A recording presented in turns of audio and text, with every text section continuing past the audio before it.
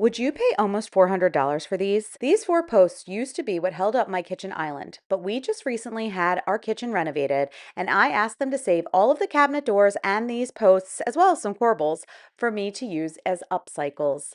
And I had a vision for these immediately. I'm sure that there's a lot of things that might be going through your head on what we could do with these, but the first thing that I thought of when I saw this was nutcrackers. Now, not only do I love nutcrackers and I collect them, and so this would be an amazing thing for me to have in my own home to decorate by my fireplace, but I also thought this would be an amazing make and sell project.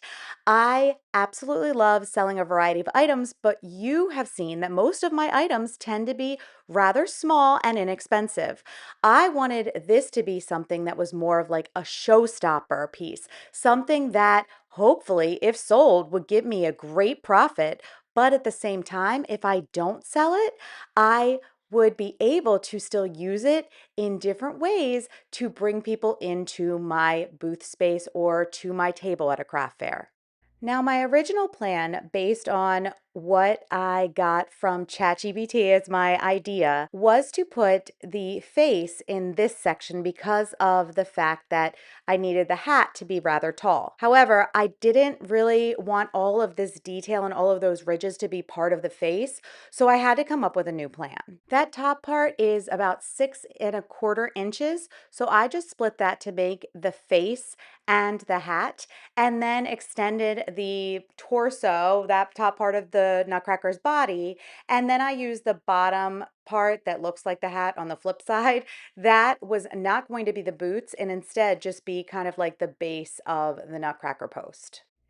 The other thing I needed to address was that the original plan had a beard, which I also thought looked a little weird since the mustache was black and the beard was white.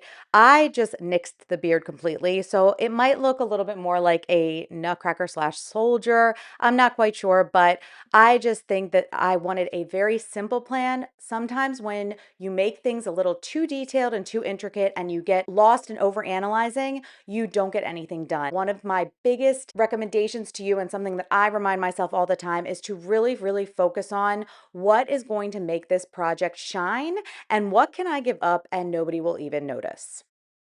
Growing a handmade business isn't just about making more products, it's about constantly evolving.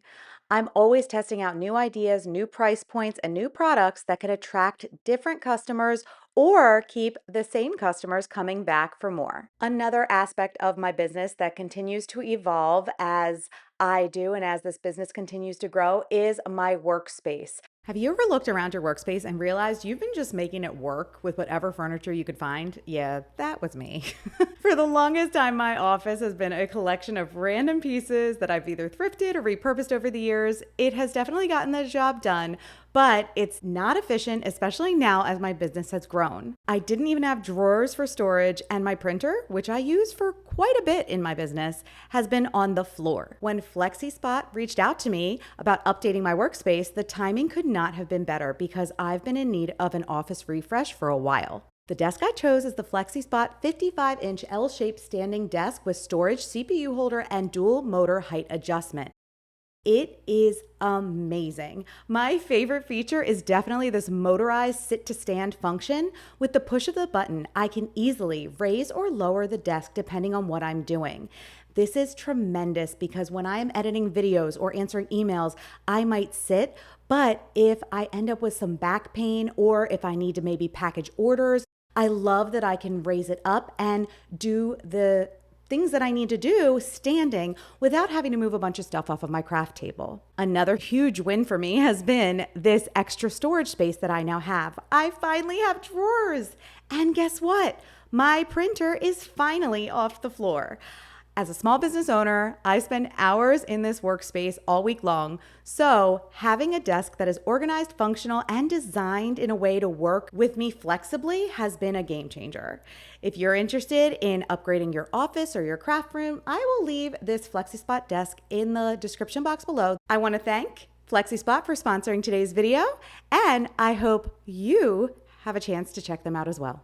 One thing that I've talked about a lot is batching on my channel, and recently, especially, I think my last video was all about batching things out. However, when you are trying out a new project like this one is for me, I like to do them by themselves because if this goes really, really wrong, I would feel very frustrated trying to redo 4 huge posts versus just the one that I'm working on now. For example, you will see as we head into the last part of this video that I decided to change the color of the jacket on this nutcracker from that Bellwood by Fusion to a little bit more of a vibrant color, Gypsy Green by DIY. I definitely wanted the vibrant colors, but these nesting dolls that I pulled out kind of for some inspo, I wanted to make sure I did not make that face creepy. So I went back to my ChatGPT picture and I drew on top of the flesh toned that I created on this post.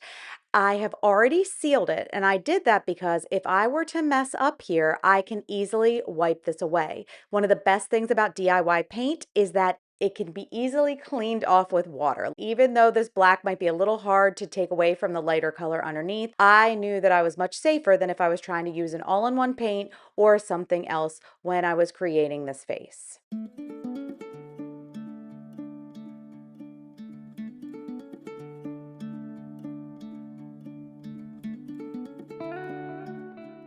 Now, I am not done with this project yet, but I have learned that as much as I'd like to give you the final project within a video, it is even more important for me to be detailed and to be thorough in my process and create a perfect final project for my customers.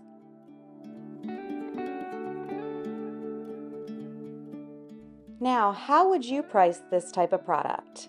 Let's talk a little bit about that. A post like this would cost somewhere around $58 at Home Depot or Lowe's. Considering that, the paint and sealer, and then the labor, that would bring us to about $138. I'm looking around that price point for this project. Now, as I mentioned, I switched that color from the Bellwood by Fusion to a Gypsy Green by DIY. I still have to seal that, and I need to include all of the embellishments on our boots, our pants, as well as that suit jacket. I hope you've enjoyed today's video, and let me know in the comments, what are some things that you have in your stash that you could create something that you know that you could make and sell at a very show-stopping price?